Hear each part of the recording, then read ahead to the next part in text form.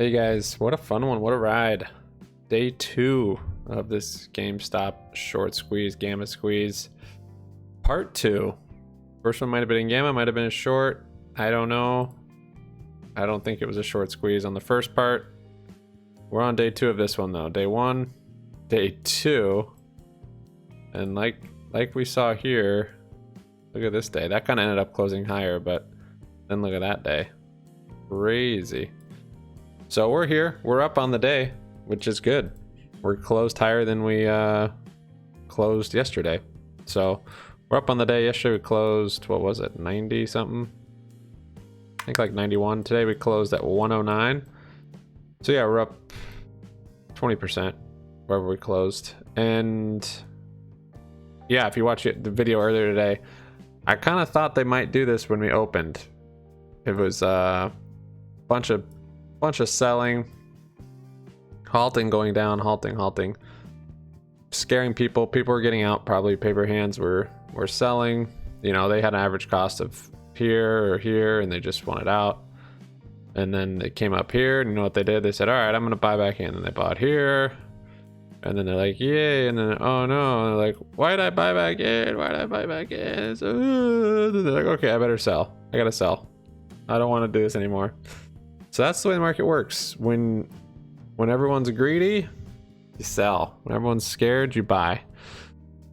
So yeah, this is look like it's setting up kind of a bull flag.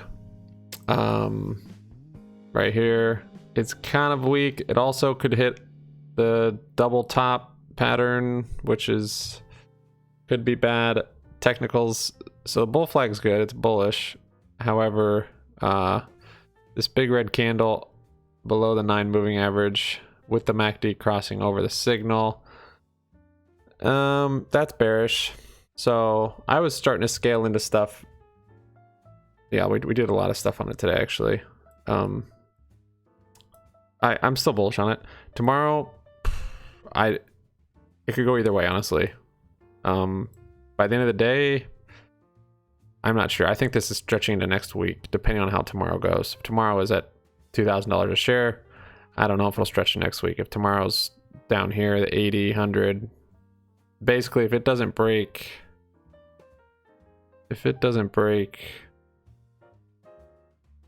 yeah, I mean, if it's not, yeah, I think this is probably stretching next week, unless it's insanely high tomorrow.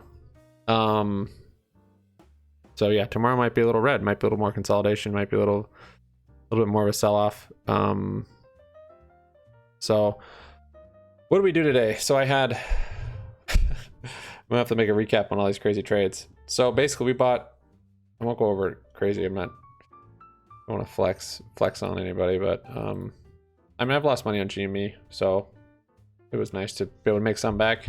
We had 2 contracts that we bought 2 days ago when it was trading here.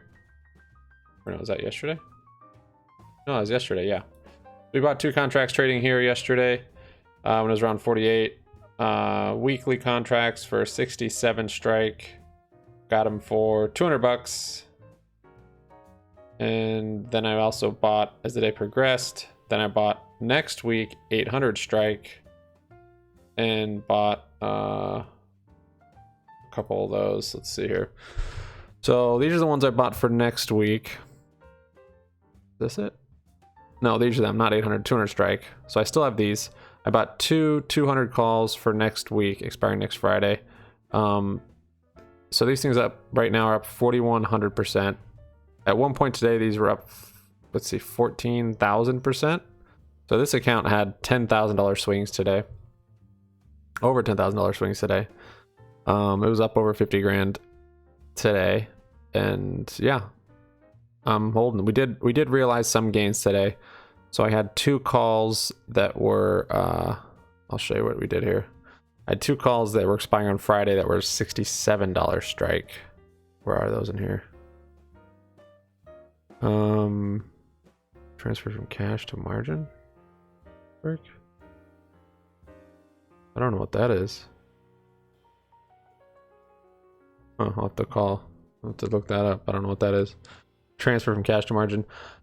Yeah, so this one, these two right here. So we sold these two calls that expired on Friday for, is that it? Price 83? Maybe. Yeah, 8,300 for each of those, I think. Is that what that's saying? And then, this is really confusing. Yeah, 8,300. Yep, that's right. So that was whatever, 16,000 for those that we got back from that. And then, so I rolled it up basically. So then I bought in, so we had 16,000 from that, closing that. And then I bought, same expiration for this Friday, I bought 2 calls for the 300 strike. And that cost me about $2,000. So of the 16,000, I spent 2,000. So then we realized about 14,000 overall from that. And then later on in the day, I bought another one for that same call for 495. And then later on in the day, I bought another one for next week at that 800 strike for 340. So they kind of kept going down. I kind of started scaling a little early. And I was like, I need to stop. Tomorrow might actually sell off and I can load up tomorrow more. But yeah, so we've realized some profits today and I'm happy about that. Rolling calls, it's basically just closing and opening up a new one, but I could have timed it better. It's just I didn't mentally I didn't want to be spending $1,000 or $2,000 on a contract that expires in 2 days. So that's why rolling it feels a little easier, because you just see the net gain. You don't see, okay, I made 14,000 here. Okay, now I'm gonna spend $2,000 here. It's like it's just something I'm not accustomed to yet. So getting more used to it though, I guess. But yeah, basically I could have sold the calls at the high today and then kind of waited for later on in the day for the pullback to start scaling back into new calls. But at any rate, the reason why I sold the in the money calls is because they just move they just have intrinsic value at that point, no extrinsic value. So it's still good. I mean, it's the same as owning 100 shares at that strike. So I had basically 200 shares at the $67 strike. So if GME went up $1, it was $100 for each contract. So $200 it would go up. That's good. However, if you have them out of the money, there's extrinsic value. So basically there's sentiment that it's going to be higher than that. So it can move faster than the strike or than the share price itself. If that makes sense. So the share price, the ones that are in the money, they don't move faster than the share price, as far as I know. That's kind of my understanding. And the ones that are out of the money, they can move faster, just depending on how quickly it moves, the stock price moves. So that's why I rolled it up to ones out of the money. Initially, I did 300 calls, and then today just got kind of ugly. So that might be too high, because even if tomorrow closes at 300, these, I'm gonna have to, these aren't gonna be worth anything, because that's, that's closing at 300. It's got to be closer to 400 or 500 for someone to want to buy these 300 calls, and then they'll be worth something. So we'll see tomorrow. If there's a bunch of velocity going up, I'll be able to sell some of these, and then maybe I'll get some more exposure to next week. For next week, I've got so I've got these 2 $800 calls for next Friday, and then these 2 $200 calls for next Friday. These are these aren't in the money.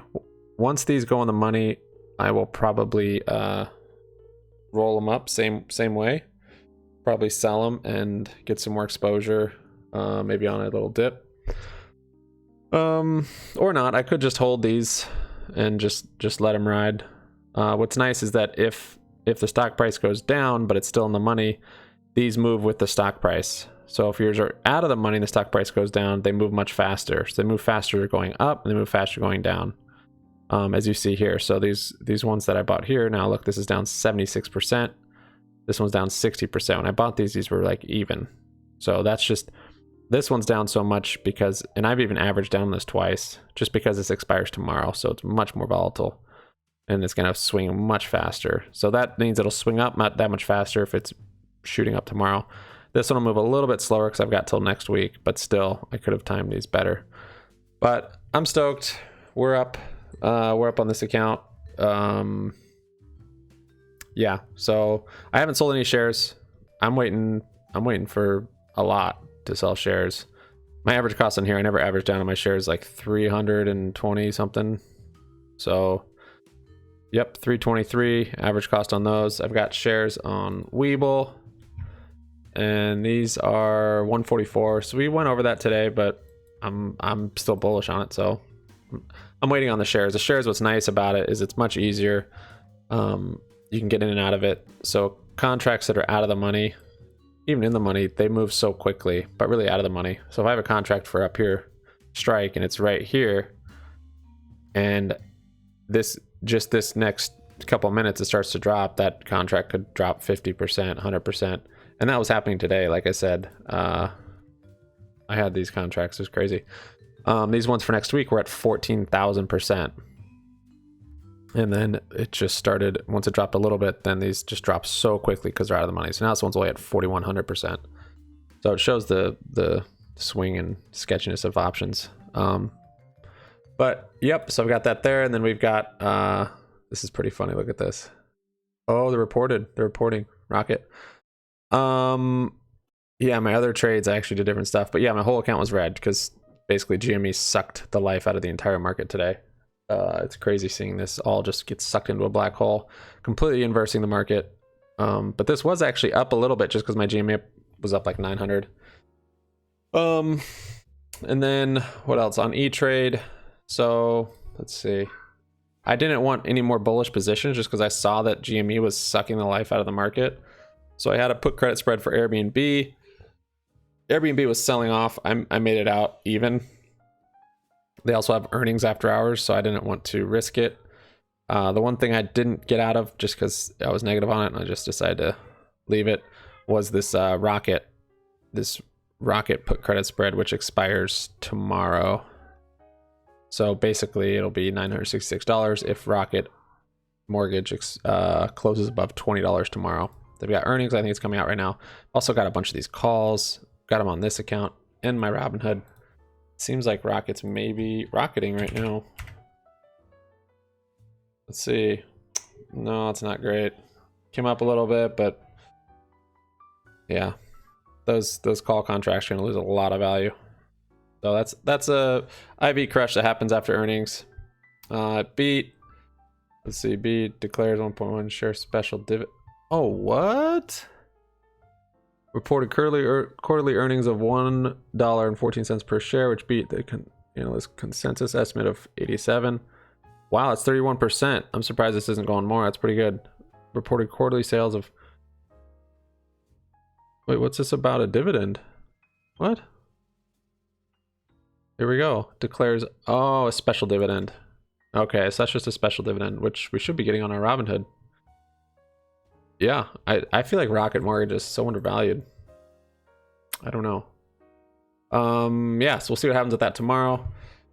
If you guys are if you guys are in GameStop won't stop. I'm thinking just based on charts, patterns, like I said, this thing could do anything. Yeah, it's actually selling off in the aftermarket now. Just based on this red candle below the 9 moving average, the MACD's crossed over. This is kind of a double top. Those are kind of 3 to 4 signs to me that it looks like it'll be bearish, at least in the near term. I don't know if that means tomorrow it'll close red or if it'll even come green. But then there's also this big bull flag. So, but yeah, it seems like tomorrow, I think this is stretching into next week. So unfortunately for me and whoever else did this, I've got, I put basically $2,000. Let's see. Yeah. 2,600 here. Yeah, I put 2,600 into these calls expiring this week, and I'm glad I slowed down on it. I don't want to, once you, like my lesson, once you are making gains, you don't want to just start going in all heavy. I'm just trying to capture more of this if there's more to be captured. So basically I put back in about 10% of the earnings that I made from the play back into to get more exposure, and I think tomorrow these will probably be worthless. Next week though, fair game in my opinion. Monday might open $500,000 a share. I don't know.